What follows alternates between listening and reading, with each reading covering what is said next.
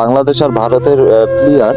তো আমি মানে আমার ভিডিওর মাধ্যমে দেখানোর চেষ্টা করছি।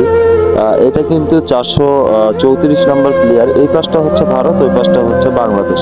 তো আসলে সব থেকে দুঃখজনক বিষয় হচ্ছে এগুলো হচ্ছে পরিষ্কার পরিচ্ছন্নতা নেই। এটা এটা কিন্তু বর্ডারের একটি চিহ্ন। তো আমাদের সবারই এটা পরিষ্কার পরিচ্ছন্ন রাখার দায়িত্ব কিন্তু সবারই। তবে আমি যেহেতু আমার চোখে পড়েছে, আমি পরিষ্কার করার চেষ্টা করছি। ভিউয়ার্স, আমি এটা পরিষ্কার করে দিচ্ছি।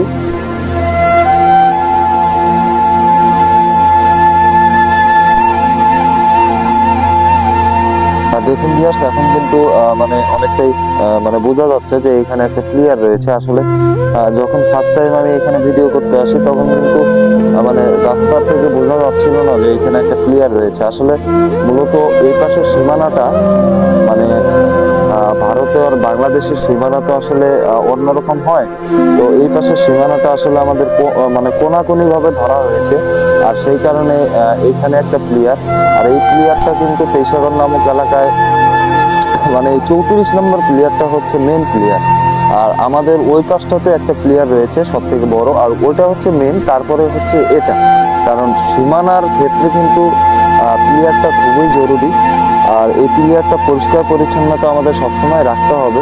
এটা শুধু আমার না, বর্ডার অঞ্চলে যাদেরই বাসা রয়েছে আমি চাইবো যে সবাই সবার অবস্থান থেকে মানে হচ্ছে বর্ডারের যে প্লেয়ার রয়েছে আপনার বাড়ির আশেপাশে হলে বা আপনার এলাকার আশেপাশে হলে আপনি চেষ্টা করবেন সেটাকে পরিষ্কার করে দেওয়ার জন্য।